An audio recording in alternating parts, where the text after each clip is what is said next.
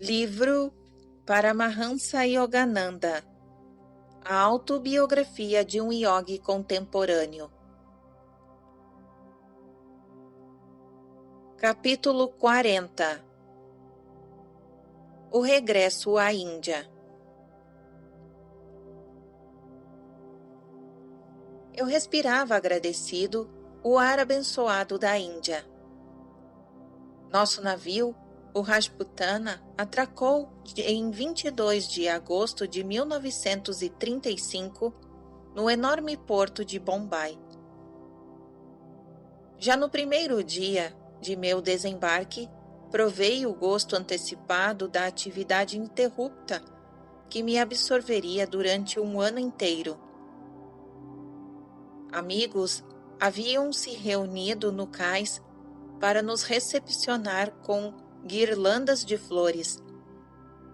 Pouco depois, em nosso apartamento no hotel de Taj Mahal, recebemos diversos grupos de repórteres e fotógrafos. Bombai apresentou aspectos novos para mim. Encontrei-a dinamicamente modernizada, como muitas inovações ocidentais. Palmeiras enfileiravam-se nas largas avenidas, e magníficos edifícios do governo rivalizavam com os templos milenares. Contudo, pouco tempo empregamos em atividades turísticas. Eu estava impaciente, ansioso por ver meu muito amado guru e outros seres queridos. Confiando o Ford ao vagão bagageiro, nosso grupo avançou velozmente em direção a leste por trem rumo a Calcutá. Observação 335. Interrompemos nossa viagem na províncias centrais, a meio caminho, através do continente para visitar o Mahatma Gandhi, em Wardha. Descrevo essa etapa no capítulo 44. Fim da observação 335. Continuação da narrativa. Chegando à estação de Rockhar, encontramos tão imensa multidão reunida para nos saudar que por algum momento nos foi impossível descer do trem. O jovem Marajá de Qasim Bazar e meu irmão Bisru encabeçavam a comissão de recepção. Eu não me achava preparado para o calor e a magnitude daquela acolhida. Precedidos por uma fila de automóveis e motocicletas, e entre sons e regozijos de tambores, de grandes buzios, Senhorita Black e Sr. Wright e eu, cobertos de guirlandas da cabeça aos pés, dirigimos-nos lentamente de carro até a casa de meu velho pai. Papai abraçou-me como se eu regressasse dentre os mortos. Longamente nos fitamos, mudos de alegria.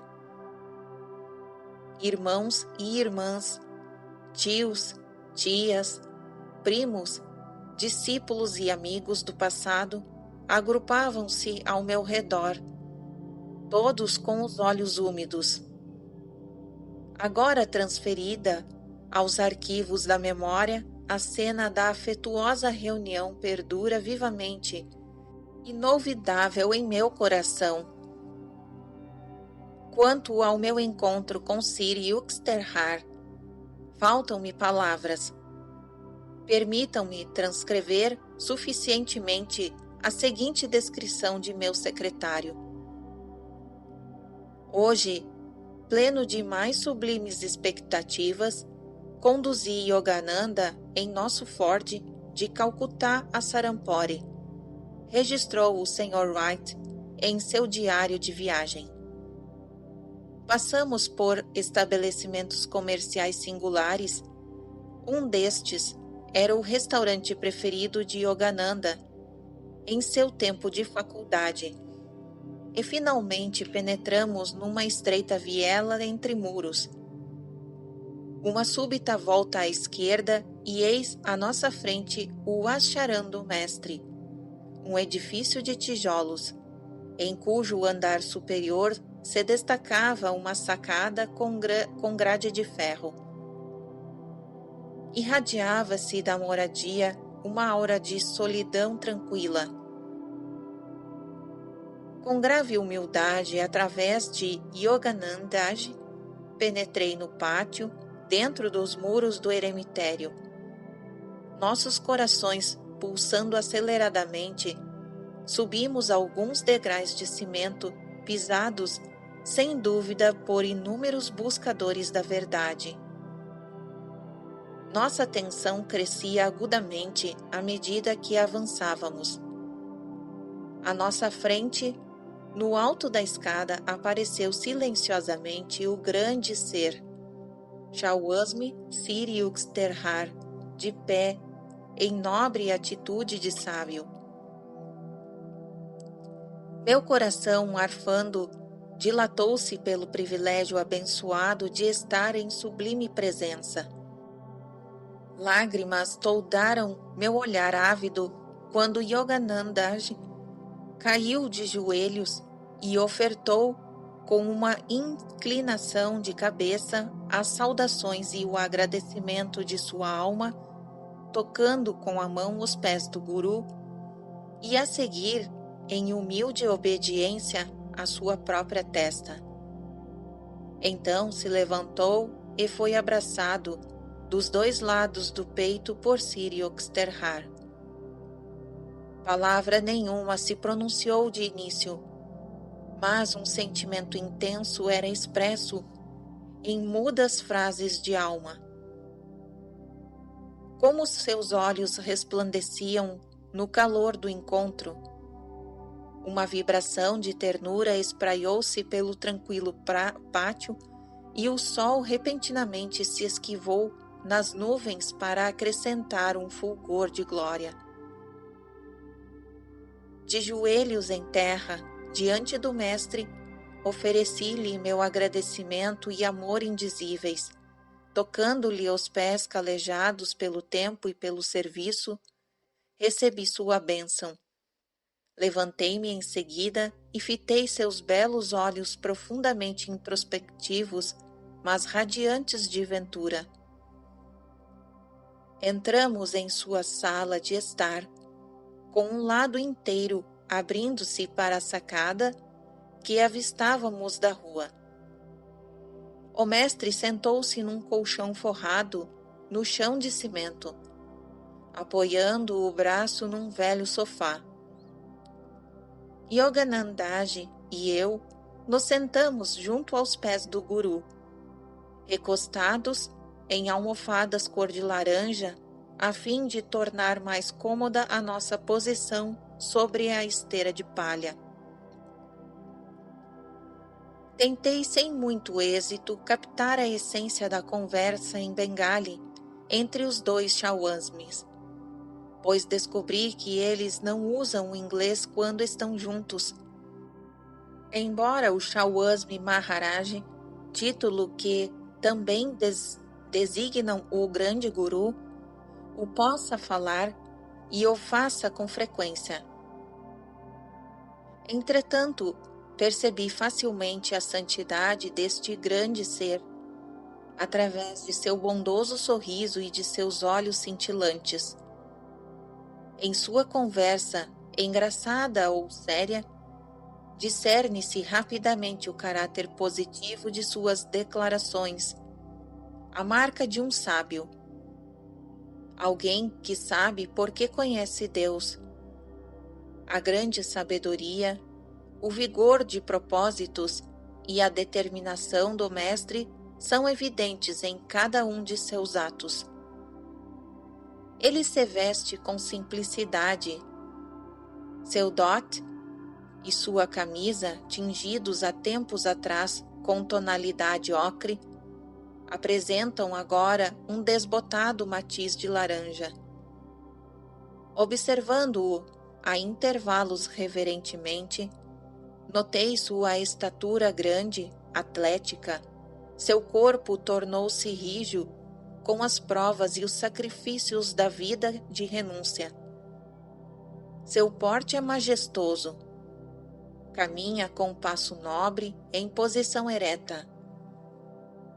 Um riso travesso e jovial brota das profundezas de seu peito, sacudindo e estremecendo seu corpo inteiro. Sua face austera transmite surpreendentemente uma impressão de divino poder.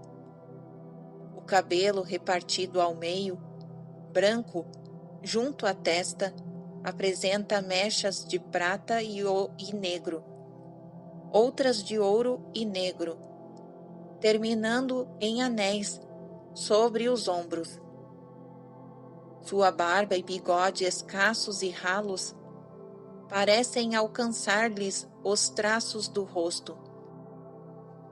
A testa é em rampa, como se procurasse os céus. Seus olhos pretos mostram um halo de estéril azul.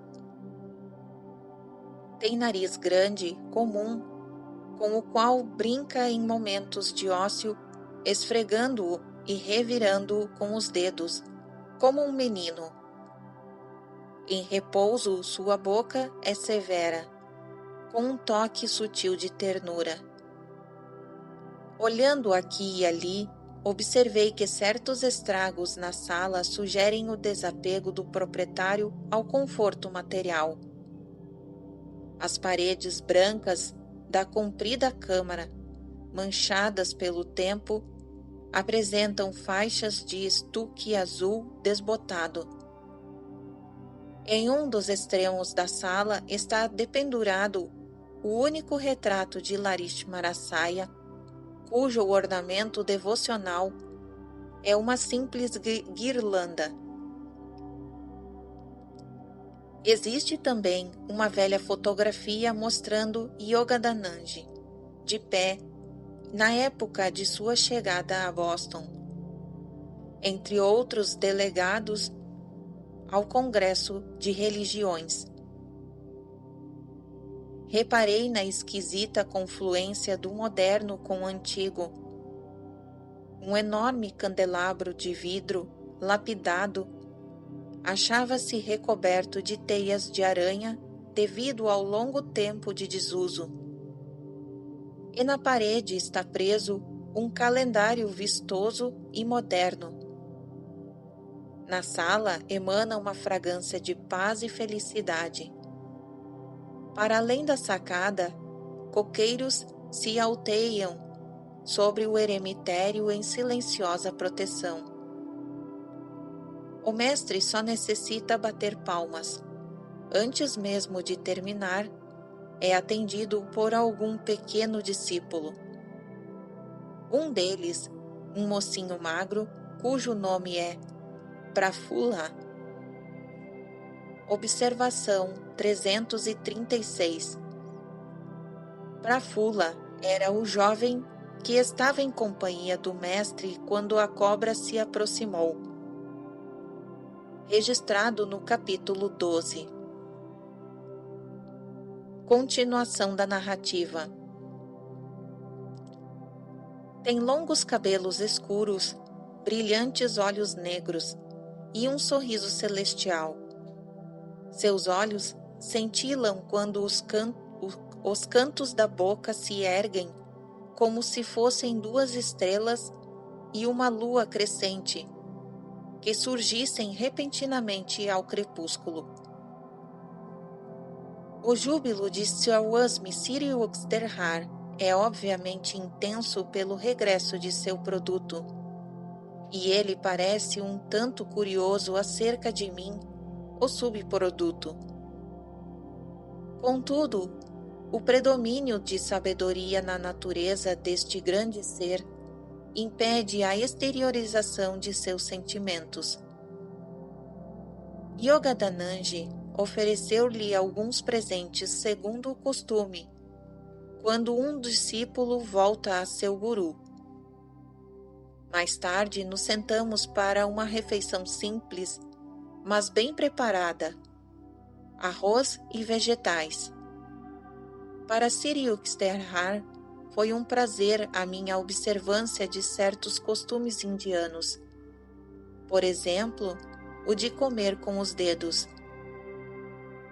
Após várias horas de rápido intercâmbio de frases bengalis, a da troca de cálidos sorrisos e felizes olhares, fizemos uma reverência a seus pés, dissemos adeus com um pranam.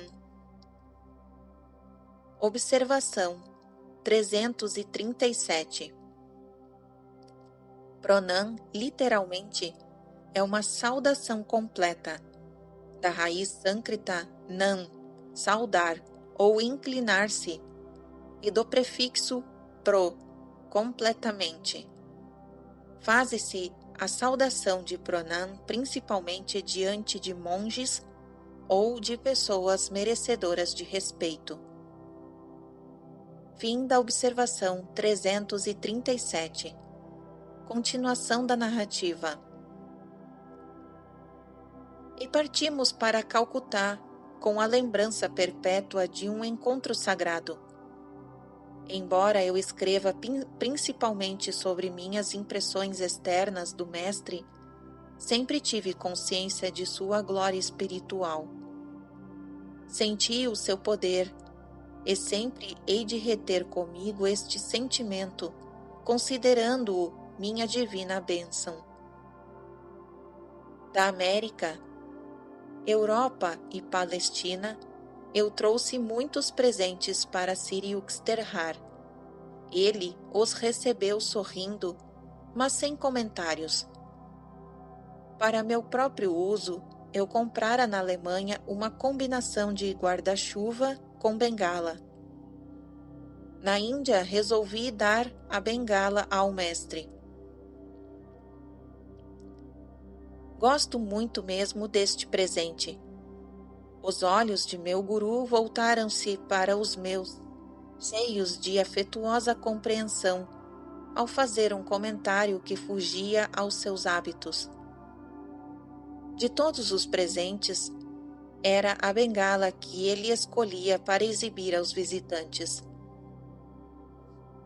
Mestre, por favor, permita-me trazer um novo tapete para a sala de estar. Eu percebera que a pele de tigre de Siriuxterhar estendia-se sobre o tapete rasgado. Pode fazê-lo, se lhe agrada. A voz de meu guru não demonstrava entusiasmo. Observe minha pele de tigre, é boa e limpa. Sou um monarca em meu pequeno reino. Além, está o vasto mundo interessado apenas em exterioridades. Quando ele pronunciou estas palavras, senti que os anos voavam para trás. Mais uma vez, eu era um jovem discípulo purificando diariamente no fogo do castigo. Assim que me pude arrancar de Sarampore para Calcutá, parti com o Sr. Wright para Ranchi. Que acolhimento ali, que comovente ovação.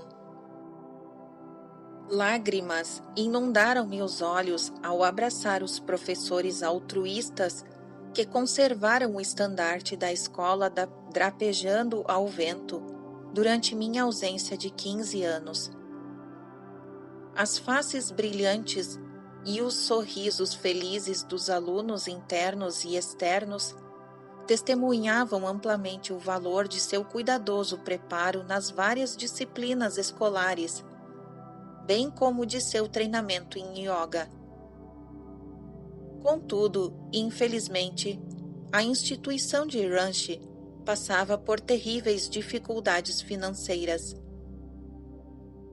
Sir Manindra Chandra Nundi, o velho marajá cujo palácio de Kasim Bazar se convertera no edifício central da escola e que fizera numerosas doações principescas, agora estava morto.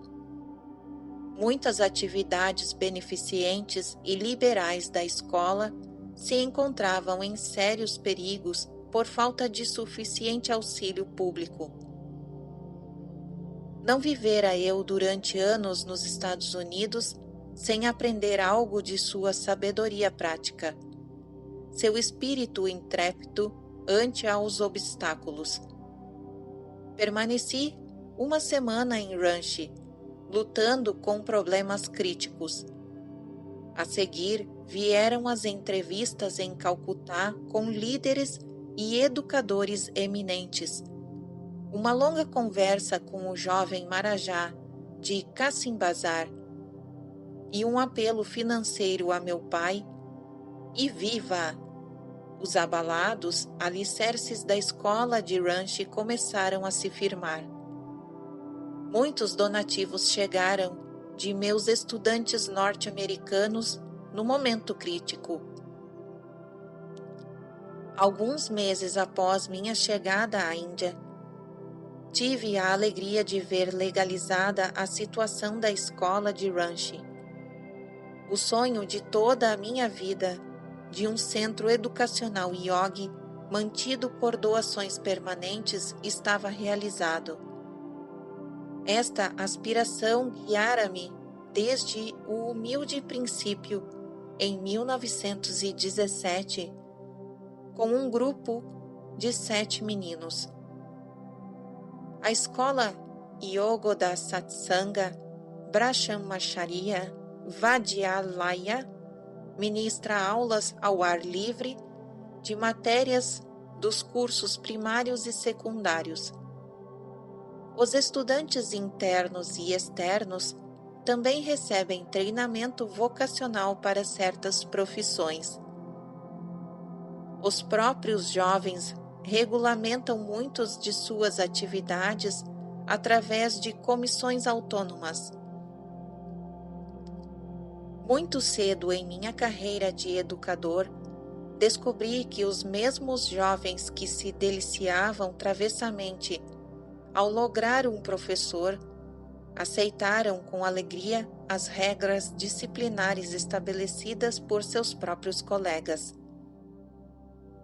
Eu, que nunca fui aluno modelo, tinha espontânea simpatia por todos os problemas e travessuras infantis. Estimulam-se os esportes e jogos. Os campos ressoam com prática de futebol e hóquei. Estudantes de Ranchi ganham frequentemente a taça em competições de importância.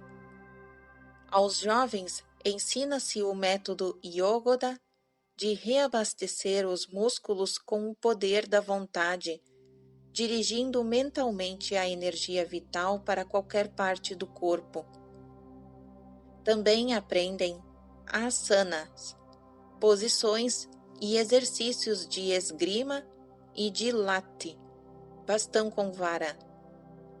Treinados em socorros e de urgência, os estudantes de Ranchi prestaram serviços dignos de louvor em momentos trágicos de inundações ou escassez de víveres em sua província. Os jovens trabalharam no jardim e plantam na horta também os vegetais para o seu próprio consumo. A instrução em matérias do curso primário é ministrada em Hindi, as tribos aborígenes da província de Kolos, Santals e Mundas. Aulas exclusivamente para meninas são dadas em aldeias próximas. Característica singular de Ranchi é a iniciação em Kriya Yoga. Os jovens praticam diariamente seus exercícios espirituais e empenham-se em cânticos do Gita e aprendem pelo preceito e pelo exemplo as virtudes da simplicidade e do autossacrifício, da honra e da verdade. A eles se ensina que o mal é o causador das infelicidades e o bem aquelas ações que resultam em verdadeira felicidade. O mal se compara ao mel envenenado, tentador, carregando, porém, a morte.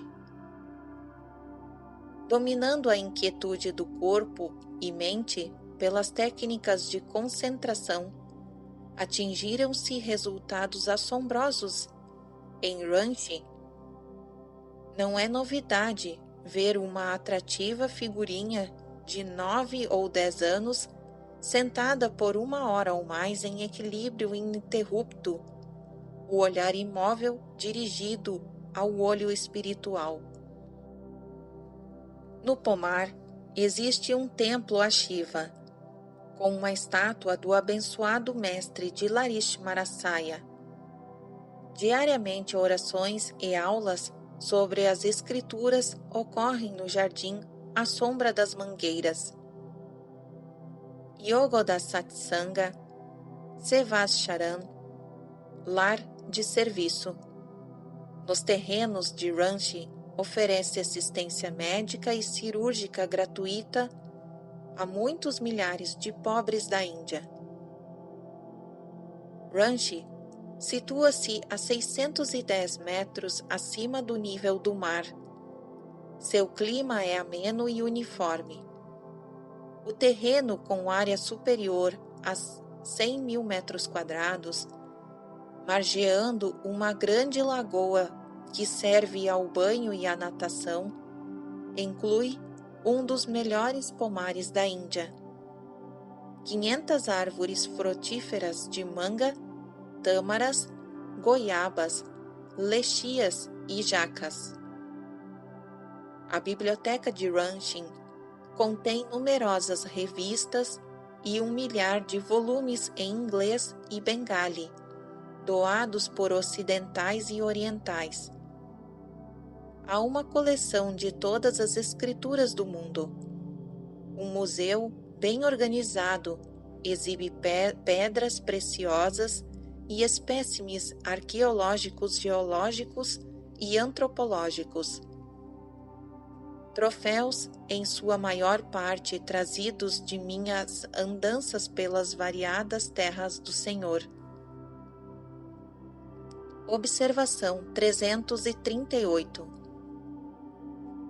Um museu no Ocidente, com exposição de objetos semelhantes, colecionados por Paramahansa Yogananda, localiza-se no Santuário do Lago, de SRF, em Pacific Palisades, na Califórnia.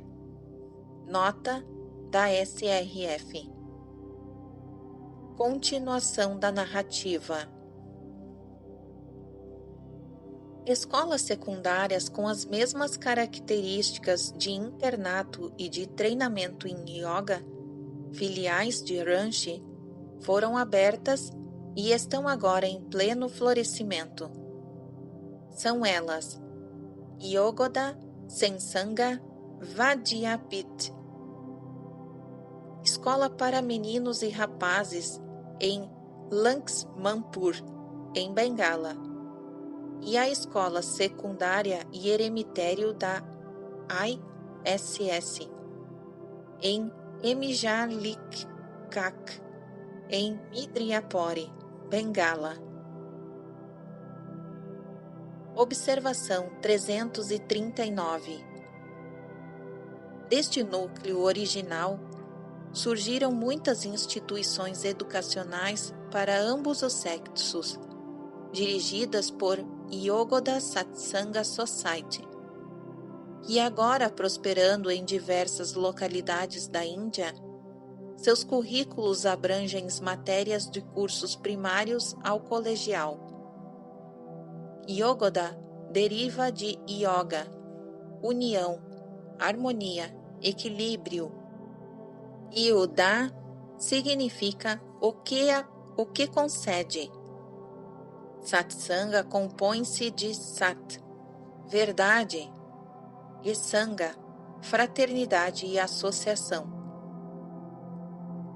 Yogoda é uma palavra cunhada por Paramahansa Yogananda em 1916, quando descobriu os princípios para reabastecer o corpo humano com energia proveniente da fonte cósmica. Ver capítulo 27, onde Siriuxterhar denominou a sua organização hermética de Sananga, ou Associação com a Verdade. Seu discípulo Paramahansa quis naturalmente conservar o termo. Yogoda Satsanga, Sociedade da Índia, é uma organização não lucrativa destinada a existir perpetuamente. Sob essa denominação, Yogadanand deu status jurídico a seu trabalho e fundações na Índia, atualmente administradas com eficiência por um conselho de diretores. Yogasharai Shawasmi Shaimananda é o secretário-geral e tesoureiro de Yogoda Satsanga Society da Índia. E numerosos pequenos e grandes centros de meditação da ISS estão surgindo em diversas partes da Índia. Fim da observação 339. Continuação da narrativa. O imponente Yogodamat Acharan, em Dakshineswar, de frente ao Ganges, foi consagrado em 1938. Situado apenas a alguns quilômetros ao norte de Calcutá, o eremitério oferece um porto de paz aos habitantes da cidade. O Mat, em Dakshineswar, é o centro-diretor da Society Yogoda Satsanga, ou ISS, e de suas escolas, centros e ashrams em várias regiões da Índia. A ISS filia-se legalmente à sede internacional, a Self-Realization Fellowship, ou SRF, em Los Angeles, na Califórnia, Estados Unidos da América. As atividades de Yogoda Satsanga Society. Observação 340. Atualmente, ela é coordenada pela Sir Dayamata e tem sido a presidente desde 1955 de SRF e de ISS. Nota da SRF. Fim da observação 340. Continuação da narrativa. Incluem a publicação do periódico trimestral Yogoda Magazine e as remessas quinzenais de lições da ISS-SRF aos estudantes em todas as regiões da Índia. Estas lições dão instrução detalhada sobre os exercícios de tensão e relaxação e sobre as técnicas de concentração e meditação. Sua prática fiel constitui o fundamento essencial à instrução superior em Kriya Yoga, dada em lições subsequentes a estudantes qualificados. As atividades da ISS, educacionais, religiosas, humanitárias, exigem o serviço e a devoção de muitos professores e trabalhadores. Não menciono os seus nomes aqui por serem muitos, numerosos, mas em meu coração cada um tem um nicho resplandecente. O Sr. Wright fez muitos amigos entre os jovens de Ranchi. Vestindo um simples dhoti, conviveu durante algum tempo com eles. Em Bombay, Ranchi, Calcutá, Sarampore e em todos os lugares onde esteve, meu secretário registrava num diário de viagens as suas aventuras, com o talento da descrição vívida. Certa noite fiz-lhe uma pergunta. Diga-me, qual é a sua impressão da Índia? É de paz, disse ele pensativo. Sua aura racial é de paz.